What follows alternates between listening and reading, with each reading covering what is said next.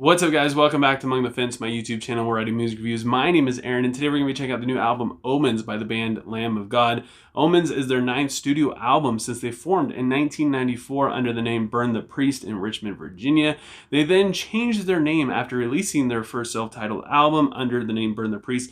They changed it due to lineup changes, and they were being viewed as a satanic metal band. So Burn the Priest was kind of giving them that kind of impression. They decided to go in the complete opposite direction with Lamb of God. They released their first album under the Lamb of God name in 2000, titled New American Gospel. They then released two of the best albums of the early 2000s as Places Burn and Ashes of the Wake. They released 5 more albums. Some are not that memorable and some are kind of underrated. Honestly, Wrath is probably one of my favorite albums that they released. And their last album from the year 2020, which was their Lamb of God self-titled album, it was all right. I mean, everything was there except for the riffs, at least for me. Like, they weren't really that bad, but for being a groove metal band, they just didn't have that riff that you crave, that you keep going back to, that riff that makes you want to throw your fist up in the air and bob your head.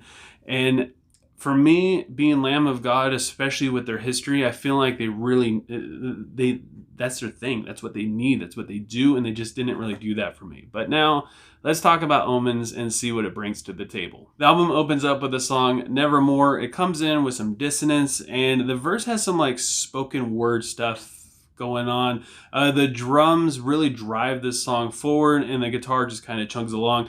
The chorus really picks up as it brings back that riff from the intro, and it has a little bit more powerful presence from the vocals. I'm not really feeling the clean vocal thing that's going on in the verses. It's not something that Lamb of God is not unknown for. They do kind of do some like spoken word kind of stuff like this, but I don't know, it just isn't really fitting the song all that much for me. However, the section between the verses and the chorus is absolutely sick.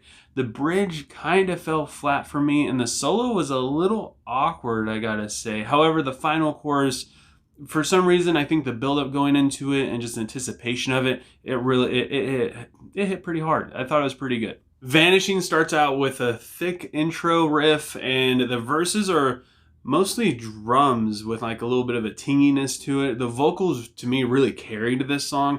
The chorus is short and it's really simple, but it works really well thanks to the enunciation and just the different nuances that Randy has in his vocal performance, and the guitar work it steps up quite a bit too. Verse 3 kind of works as a bridge, and there's kind of like this short break before the final chorus going into the outro. Honestly, I really enjoyed the song. The lyrics in it are fantastic. And then we have probably like my top 3 favorite songs with To the Grave. It's got a solid riff in the verse with a lot of energy. The atmosphere is almost like, I don't know, it's kind of, I want to say mystifying, but it's not really. It's more like curious. It has like a curiosity to it.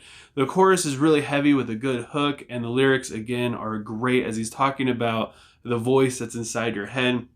The solo worked a lot better in this song for sure, probably because it was shorter and it didn't try to like steal the show. In fact, it kind of hangs out a little bit longer in the background as it goes through the bridge, and the outro was absolutely fantastic as well. Ditch has a in-your-face riff with lyrics as Randy's kind of showing that he doesn't care that much about your problems, or I guess you could say excuses. The chorus riff is really groovy, and the rhythm works fantastic with the vocals.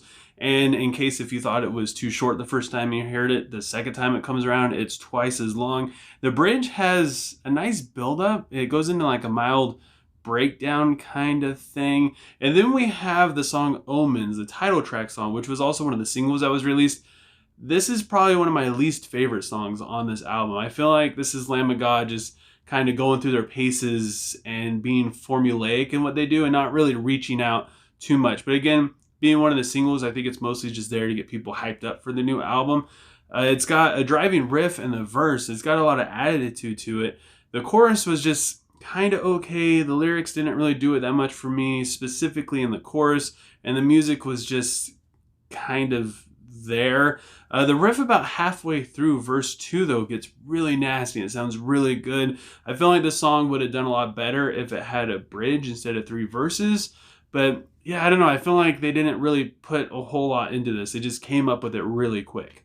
Gomorrah is tied for my favorite song on this album. I absolutely love the lead guitar and the verses. It really gives the song some more depth, a little bit extra atmosphere. The lyrics have a great storytelling quality to it. It has like this old school Lamb of God vibe going on, especially in the chorus. The lead guitar really shines through in verse 2 in a laid to rest kind of way. The whole song, it feels kind of long due to its progressive quality to it, but it's like only 4 minutes long, and even at that, it isn't long enough. It could definitely keep going. The whole thing is absolutely fantastic. I feel like this is Lamb of God at like peak songwriting right here. Then we have Ill Designs.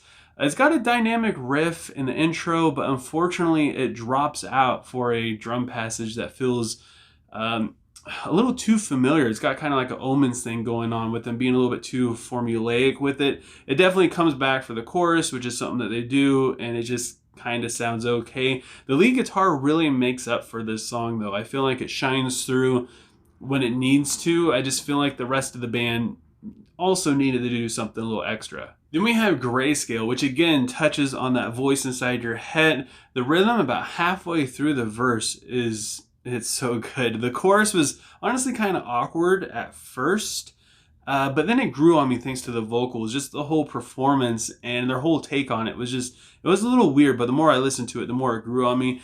The bridge has plenty of gallops to really get you pumped up for that final chorus, and this is a song I didn't like that much at first, especially when I heard it released as a single.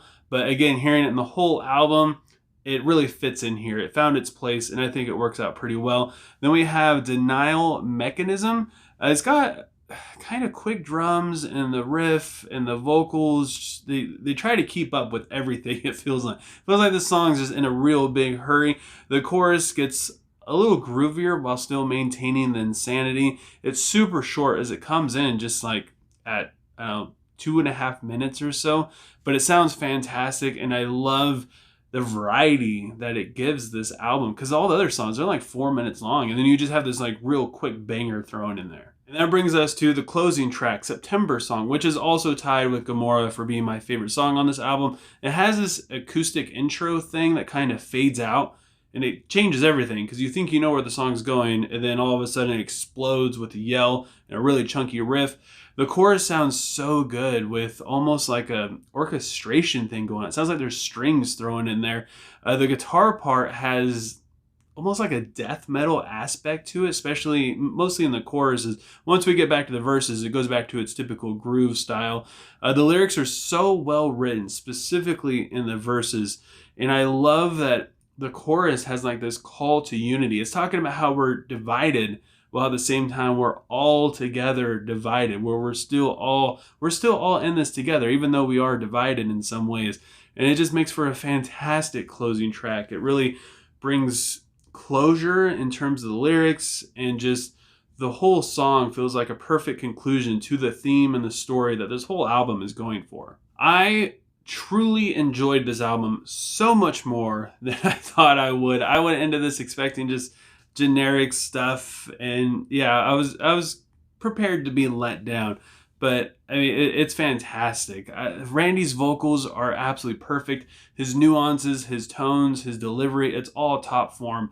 In the past, Randy mentioned that he didn't want to be doing Lamb of God forever. He said he didn't want to be 50 years old doing Lamb of God, and here he is 51 still doing vocals for Lamb of God, and thank goodness, because I mean he's still absolutely killing it. And the most important thing about this album were the riffs, and I feel like the riffs in it are really solid. Like they aren't the best thing Lamb of God has written. I mean, they're not, they're not releasing anything like completely Lamb of God groundbreaking for sure, but I feel like they were definitely what was missing on their last album. The songwriting was also all around just great. The progression of this album was really good. The lyrics, the storytelling, I'm absolutely just blown away by how good this album is compared to their last. And you can really tell that they took their time with it. You can really tell that they put a lot of thought into this album, what they really wanted to do, what they wanted to say, what kind of emotions, what feelings they wanted to get across. And I feel like they did a really good job at doing that. The only issue I have with this album, even though I gave them some praise, the riffs still weren't really quite there. They weren't like, they didn't grab you by your collar and yank you around like you expect Lamb of God to do. And also that's what you want them to do. It's not, I mean, it's when you listen to Lamb of God, that's the whole purpose of it, right? I mean, it's the riffs. Of course, it was Randy Blythe. He's going to do what he does. That's always going to be a constant, just because it is what it is. But in terms of creativity and songwriting and stuff like that, the riffs, I mean, you guys are probably really tired of me talking about riffs by now. But yeah, I feel like it was still lacking just a little bit, but it was definitely a lot better than what I was expecting, a lot better than what we've heard in the past couple albums for sure. So with all that said, I got to give Omens by Lamb of God a 8.1 out of 10. But I want to know what you guys think about this album. I have a feeling it's going to be really polarizing. So yeah, leave a comment below letting me know what you thought of Omens. Let me know what your favorite song is and what you would rate it.